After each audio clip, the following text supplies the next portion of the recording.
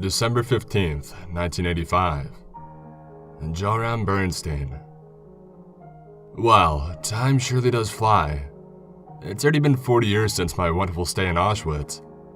To my surprise, I'm not horribly tormented by the memories of that putrid hellhole of a prison like most people I've come to know during the time. Well, at least not anymore. Probably because of my perspective, it's best to forget. Well, not exactly forget, so to say, but rather to just make the best of everything with the life I still have. I will never be the same again, but at the very least, I still have one. I mean, for Christ's sakes, I stared right into the malevolent eyes of death itself with calm but cherishing smiles. When you're faced with an army of Nazi soldiers guarding the camp, pointing MP40s at you with bullets with your name on it, you tend to try to remain calm, do as you're told and hope for the best. To my surprise, it really worked. Although, I don't know what worked more. The fact that I always remained calm, whatever monstrosity that intervened that some claim to be a rogue angel. After the war had ended, I moved to the US hoping to get my mind off of this whole experience. A typical man's life story. I was happily married, I had 2 kids, Ellie and Jonathan, and then I had a divorce. I lost custody, and now I have a whole house to myself while I drown myself in alcohol. Hell, if you thought what happened during the war traumatized me, well, allow me to be straightforward. It didn't. And why is that? Well, it's quite simple. I never had any attachment to any of my fellow prisoners. I always kept to myself, followed the guard's instructions, and never allowed any emotional connection with anyone. I know that sounds really callous, but during the time, you had to keep yourself numb and pray to God that you would survive. And as cold as this sounds, I had nothing to lose. Every man for himself, I guess. As I drink a glass of scotch that I have longed for since the time of day, I received a call from someone I wasn't familiar with.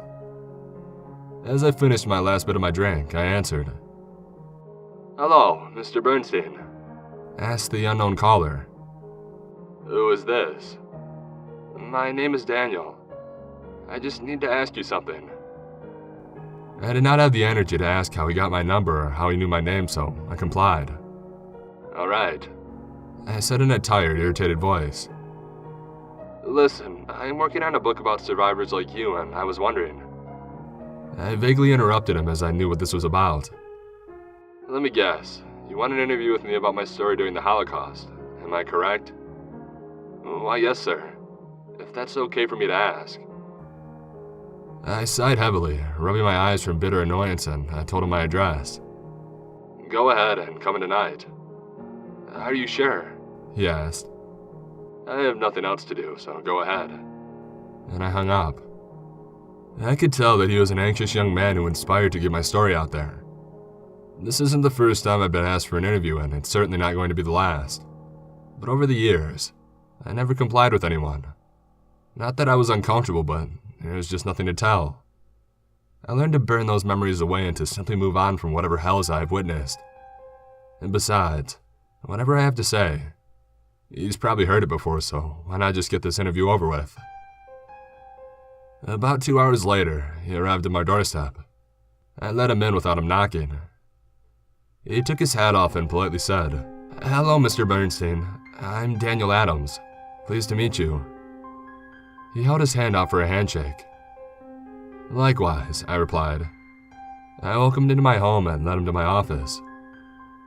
He was dressed quite nicely, I should add. He had an obvious smile on his face, as if this was his first interview for his new book. His smile faded away instantly when he noticed my personal library. He began to shake a little when he hesitantly asked me, "So, you're studying demonology? The occult?" I turned around and embarrassedly chuckled. "Yes, sorry, just personal research." Behind my dusty desk sat a massive crimson shelf filled with books, journals, and documents about the occult and the nature of the paranormal. On the wall beside the shelf was pinned a little old sketch of a blurry monster that I had made several years ago. He nervously smiled as he pulled out his pen and paper. "I apologize if this makes you uncomfortable," I said. "We can go in another room if you'd like." "Oh, no judgment here." He replied as he scratched his head, nervously smiling. It's just a little unexpected to see that many books about demonology in one room. Before I could speak, he stared down to the ground like he was ashamed. I'm sorry, I shouldn't have asked. I leaned towards him and I said, I'm normally not a patient man, but you're young and have a lot to learn, so I'll let that one slide. He looked up at me and revealed that nervous smile once more, ready to write. I asked, so what do you want to know? How did you feel during the time? Again, his eyes lingered upon the ground, ashamed of his question. I gently placed my hand on his shoulder. Son, it's okay. Whatever happened was a long time ago. Feel free to ask me any question you'd like, okay? He looked upwards with a distant smile, regaining focus. Alright, to answer your question. I didn't know what to feel. I cleared my throat. To tell you the truth, I was numb the entire time I was there. The horrible things that the Germans did didn't affect you? He asked in a voice more concerned than confused. Well, at first they did. Mostly when I was in the departure train on the way there. What was that like? It was treacherous. There was at least 30 of us on it in one car for 5 days. Very little rations and water and no bathroom. Not even a little porthole-sized window to look through. Almost complete darkness every day and night.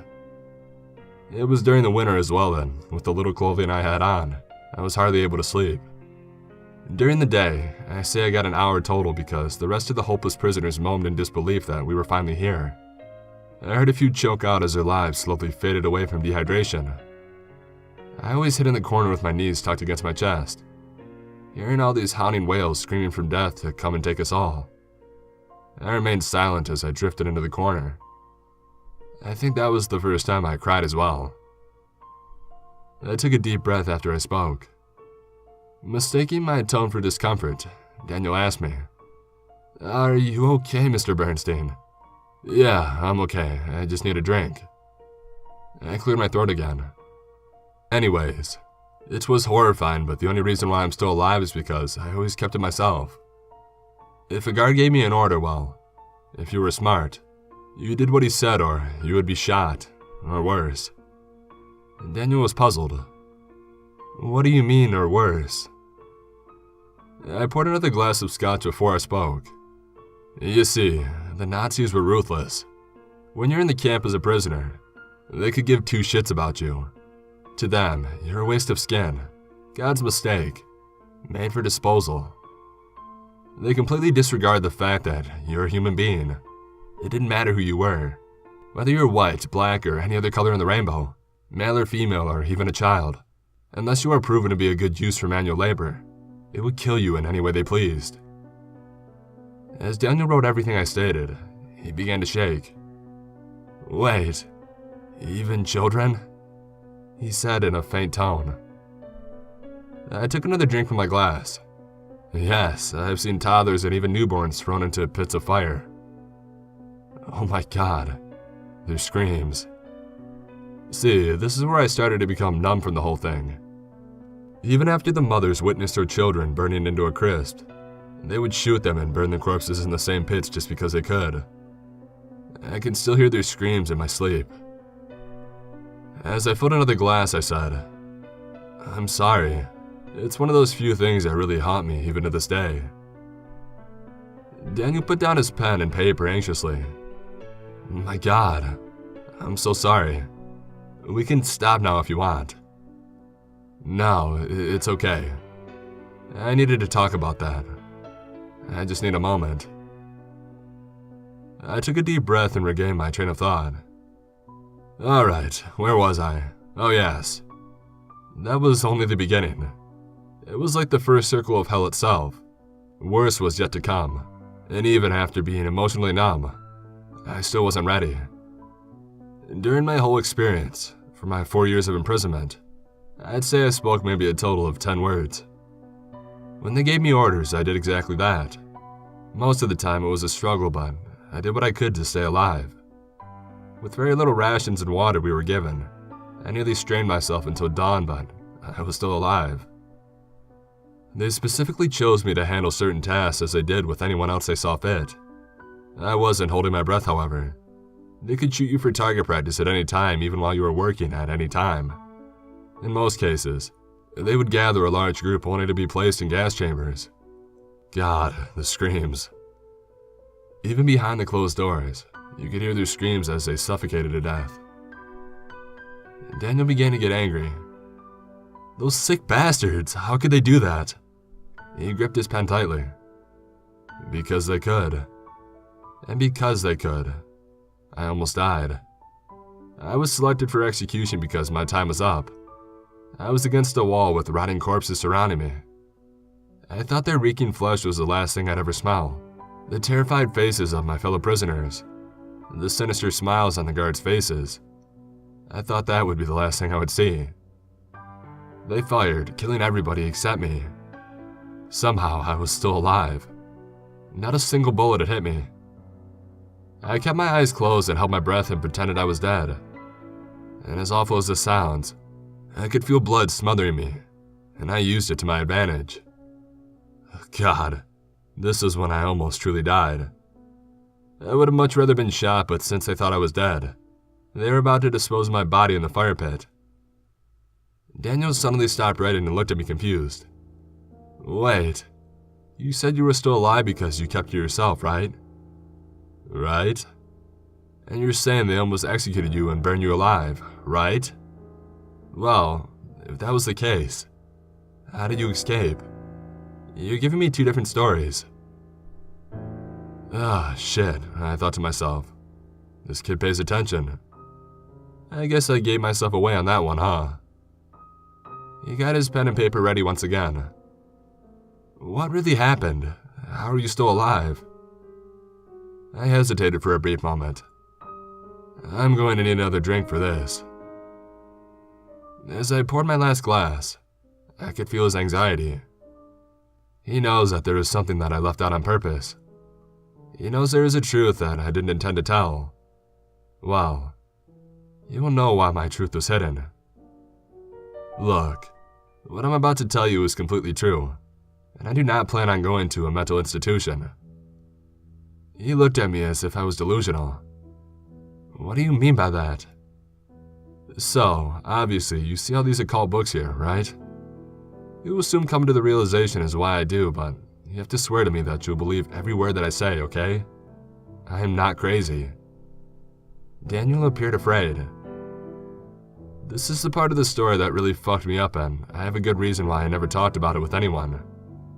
You're the only person I'll ever tell this to. I sighed. Ask any survivor of Auschwitz, and they will all give you the same reaction, the same expression, and the same fear. They are all too terrified to tell the tale. So, Daniel, I know how this sounds, but you have to believe me, alright? He nodded yes while he began to shake. I could see a speck of sweat form on his forehead. So, what happened? Alright, here we go. I took a deep breath. So, there was this one prisoner who we all talked about during our time. We didn't know his name or his number for sure, but I believed it was Bruce. He was a really vengeful character. Rumor had it that he was somehow possessed or something. He occasionally would attack the guards, but the funny thing was that they wouldn't kill him on the spot. I saw him rip out somebody's throat in front of an officer, and all they did was pin him down. I saw him rip out a piece of somebody's ribcage and shoved it down the throat with brute force. I saw him take a man's gun and empty a clip into his face. Man, he was one strong, crazy bastard. Daniel stopped me. Wait, he killed a few guards? That would be an understatement. He brutally mutilated them. Well, if that was the case, why didn't they kill him, especially if he was a threat to them? I don't know. It was like they were expecting it, testing him somehow. I heard one officer say, "Perfect." Even to this day, I wish that they would have somehow killed him. I finished my drink. Daniel grew even more anxious. One day, he charged up to a guard, tackled him to the ground, and brutally beat him until his head was battered. And that's when they finally decided to execute him. After 4 murders, then they finally decided enough was enough, which was quite odd. I know it sounds strange and abnormal, but there was something about him they found fascinating. It took 5 guards in total to restrain him. An officer smiled and shot him in the heart, and even after that, he was still somehow alive. They dragged him to a flaming pit and tossed him in. I hesitated to tell him the rest. "And what happened next?" he asked. I stared at him for at least a minute before speaking. "Look, I really don't like talking about this." I took another deep breath. "So, before they almost threw my body into the pit, I heard shouting and a woman's screams. It was so grotesque. They dropped everything they were doing, including me. As I lay there pretending to be dead with my eyes barely open, I could see 5 guards restraining the violent prisoner. His face was covered in blood, and he had an eager smile as the officer approached him. I could hear what they were saying. The officer said, "What a waste. You were so perfect, but it looks like you're no different. False hope for a flawless creation only to fail like all the rest. No matter, there will always be others of your kind." The prisoner gave a sinister laugh and replied, "When I get out of here, I will find you, dismember your flesh piece by piece and feed it to your battered face while your family watches." He then spat blood in his face. The officer punched him and shot him point blank in the heart. "Toss him into the pit," he said. I took a deep breath yet again. Daniel was nervous but very intrigued. "So, what else happened?" I sat there for a moment before I finished my story. They completely forgot I was lying there, so I stood up and I hid behind a building. Trust me, I know, that was very reckless and it would have gotten me killed for sure. But what happened next? God. I paused before continuing on. As they threw his body into the pit, I could hear him screaming. Such an agonizing pain. But there was something peculiar about him. The more he screamed, the more distorted it became. Each scream was an octave lower than the last, and the volume progressed until it came to the point where it was monstrous and unbearable to hear. And suddenly, it stopped. It was like he had absorbed the flames and he let out a demonic screech, gushing blood which looked like a fountain of crimson. He didn't appear human anymore. His eyes illuminated pure white, and his arms were covered in scales to best describe it. They were as black as night with fang-like spikes, that glowed blood red with claws that took on the same color and shape. He had large, angelic wings that looked mystic. The wings were there, but it's like they were made of an illusion of mist. Black fire. I can't even describe it. The next thing I knew, he attacked the surrounding guards swiftly. In quick moves, he butchered right through their flesh, and I know this sounds crazy, but I saw him forge a giant scythe out of their blood. It was like he defied the laws of physics and somehow made a solid, sharp weapon. Demonic magic, to best describe it. More guards came after him, and he took incredibly long and fast steps towards it and slashed right through them. At one point, when a guard was in a pool of blood trying to run from the creature, the prisoner somehow created a thick spike that rose from the ground, impaling him from his anus out of his mouth. I don't know what he was doing, but it was like he could manipulate blood in any way he wanted. Like he could control it at will. Clearly, their weapons were useless against him, as he forged a scythe into a spiraling longsword. Can you just imagine the dread as the last thing they saw were those glowing, malevolent eyes with that demonic laugh mocking their pain, as he slaughtered them like helpless animals? It was literally a bloodbath. He brutally mutilated at least 15 guards before flying away. And the oddest thing, he specially targeted the Nazi guards. No prisoner was hurt, not even a scratch on those who were nearby. It was like that he had unleashed his own personal hell, only to hunt down and murder those that had caused his pain. Daniel was baffled and shook with fear. So he just turned into some kind of monster and he killed all of those people. He stared at me like I was a madman. I know how it sounds, but it's the truth. What he did to those guards truly traumatized me. I see, Daniel said softly. He closed his book and he asked me one last question. So, how did you escape? After the creature fled, the rest of the guards panicked and ran away as well. They burned all evidence of our documents and their whereabouts and left us for dead. It was the Americans that discovered the camp and, of course, they came to our aid. I sighed. Daniel continued to look at me in disbelief. I'm sorry, Mr. Bernstein. I don't know. Are you sure that you know what you saw? I became furious with this question. In anger, I replied, Listen, kid. You don't know what it was like down there. You don't know what it was like to watch little kids burn right in front of your eyes. I've seen Nazis pile bodies into a truck only to bury them in a trench. I raised my tone. I know what I saw. I've devoted my life to find out what that creature was. That's why my family left me. That's why my kids were scared shitless. They thought I was mad. They thought I was crazy as my stories when I got all these books trying to find out what the fuck this thing was. Ask any other survivor or any other Bernstein that could tell you the same story. They are fucking terrified to tell the truth. So before you start calling me crazy, you might want to do a little bit more understanding of what I have fucking witnessed. Do you understand me? Okay, I understand. I got the chance to calm down as I sat in my chair. I poured myself another glass and I softly said, Look, I'm sorry I screamed at you. I know this doesn't make any logical sense, but I know what I saw and it was real. It really screwed me up, but I'm not crazy. Daniel calmed down as well. It's okay, I understand. He politely asked, Did you ever find out what the creature was? No. I couldn't find anything that even closely resembled what I had witnessed. Whatever it was, however, I have no doubt that it's still out there and it's still hungry. Daniel grew nervous once more. Mr. Bernstein, I have a confession to make. My grandfather was a Nazi soldier, but I strongly disagree with his action and his views, and that's why I'm writing this book. But this monster, you said he specifically targeted men like him. If I'm related, does that mean I'm next? Well, I highly doubt that he'll try to hunt you down for that reason, but just in case he confronts you, just don't tell him about your grandfather. From what I see, he doesn't kill innocent people. Just don't piss him off. And above all, whatever happens, do not bleed. Daniel had had enough and gathered his gear and walked out of the door. Thank you for your time, Mr. Bernstein. I must be going now. Have a good night. All I did in response was lift my glass and softly say, Cheers. I knew he was terrified, but at least he had listened to my story.